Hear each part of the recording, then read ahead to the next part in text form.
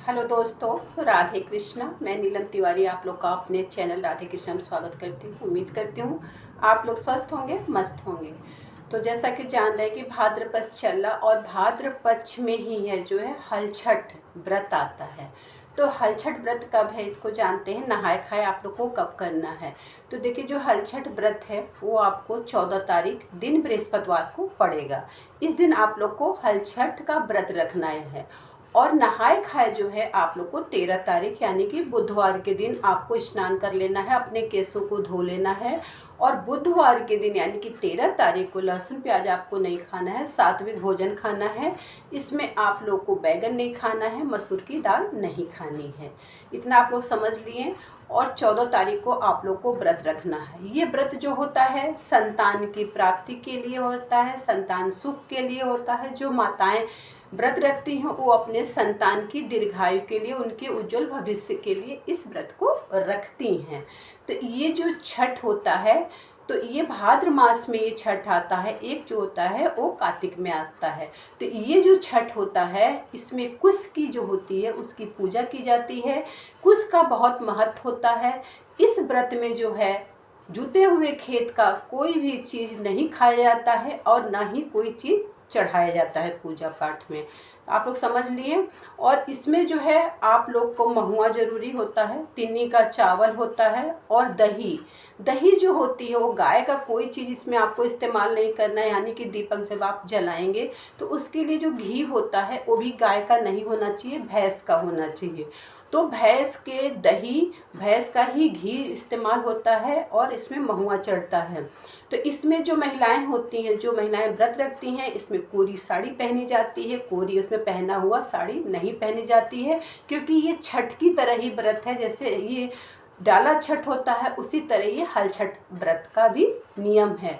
तो इसमें एक दिन पहले से आपको अपने शरीर का शुद्धिकरण कर लेना है। जिस दिन व्रत रहना है उस दिन आपको कुश मंगा लेना है। कुश मंगा के आपको आंगन में गमले में या तो गाड़ देना है, या तो आपके घर में अगर मिट्टी सामने है तो पोखरा जैसा इसमें बनाया जाता है और उसमें कुश गाड़ा जाता है।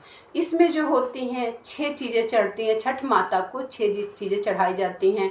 और महुआ के पत्ते पे ही इसका जो है प्रसाद जो है महुए के पत्ते पे लगाया जाता है। उसमें तीनी का चावल बना के लगाया जाता है, उसमें दही डाली जाती है और महुआ रहता है। और इसी का सेवन जो है, इसी को प्रसाद के रूप में महिलाएं इसको ग्रहण करती हैं।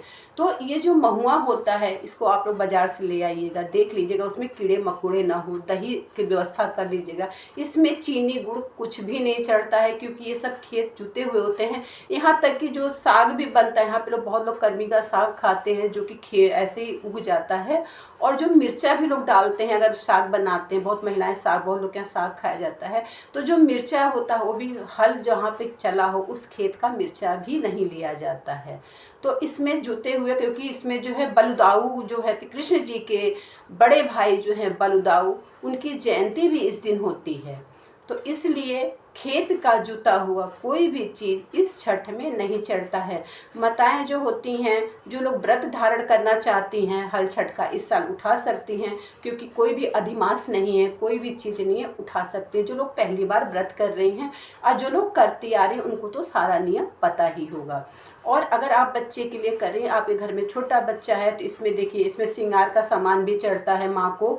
और भोग के लिए वो जब कोसी भी इसमें भरी जाती है, तो कोसी इसमें मिट्टी की कोसी बना के उसमें जो है महुआ होता है, पूड़ी होती है, वो बहुत लोग चढ़ाते हैं। जो लोग कोसी भरते हैं, इसमें भी कोसी का जो विधान है वो मिट्टी की दिए बना बना के उसमें भरा जाता है। अब जैसा आपके घर में होता हो, जैसे हम लोग के तरफ ऐसा ही होता है। तो इस तरह आप लोग को व्रत रखना है। इसमें एक दिन सिंहोरे का सिंदूर आपको लगाना है, क्योंकि आप अपने बच्ची के लिए व्रत रखते हैं। जो माताएं, जो बहनें संतान सुख से वंचित हैं वो मन्नत मान सकती हैं, और जब आपकी मन्नत पूरी हो जाए तब हल छठ माता का व्रत आप उठा सकती हैं। तो इस तरह करना है। कोरी साड़ी पहननी है, नीला काला आपको इस दिन नहीं पहनना है, लाल पीला हरा जो भी कलर पहनिए।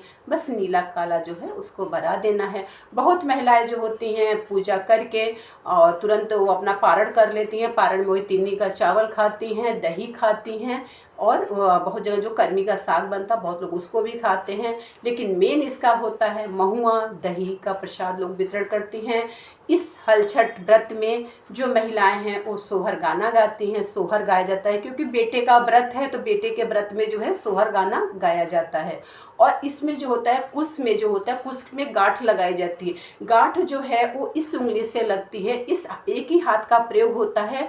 तीन कुश को लेके गांठ लगती है और अगर एक बेटा है तो उसके लिए 3 गांठ ही लगाई जाती हैं और ऐसे पकड़ के लगाई जाती हैं, दोनों हाथ का प्रयोग नहीं होता है। ऐसा लगाना चाहिए कि जो कुश आपका है वो जो है वो टूटे नहीं, आराम से उसमें गांठ बांधी जाती है। गांठ बांध के फिर हल्दी का जो है हल्दी का छापा लगाया जाता है, फिर पोखरा खना जाता है, फिर उसको टीका उका जाता है, वहाँ पे प्रसाद चढ़ाया जाता है, धूप दीप चढ़ाया जाता है। इस तरह जो है हल छठ का व्रत किया जाता है, जो कि आपको 14 तारीख को है। 2025 में 14 तारीख को जो है हल छठी व्रत है। तो इस तरह आप लोग को पूजा पाठ करना है। पारण बहुत जो माताएं बहनें हैं पारण उसी दिन कर लेते हैं, क्योंकि तिन्नी का चावल वो तो व्रत का ही होता है, लेकिन बहुत लोग तिन्नी का चावल दही खा लेते हैं, दूसरे दिन पारण करते हैं। पारण के दिन आपको क्या करना है, कुछ सीधा निकाल के ब्राह्मण को दान दे देना है, पूजा पाठ करना है और पारण कर लेना है। इसमें ऐसा नहीं है कि टाइम नहीं देखा जाता कि पारण का क्या टाइम है। इसमें आपने अगर पूजा पाठ कर लिया, दूसरे दिन स्नान ध्यान करके आप पारण कर सकती हैं। और इसमें बच्चों के लिए खिलौने भी माताएं चढ़ाती हैं। खिलौना भी हल छठ में खिलौना भी चढ़ाया जाता है बच्चों का, इतना ध्यान रखें।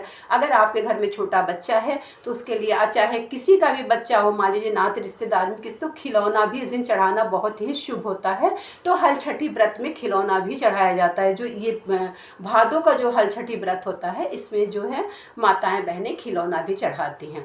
तो इस तरह आप लोग को व्रत करना है। सभी माताएं सभी बहनों को हल छठ व्रत की बहुत बहुत शुभकामनाएं, बहुत बहुत बधाई। और अगर आप लोग को मेरी वीडियो थोड़ी सी भी अच्छी लगी हो तो शेयर और लाइक किया करिए।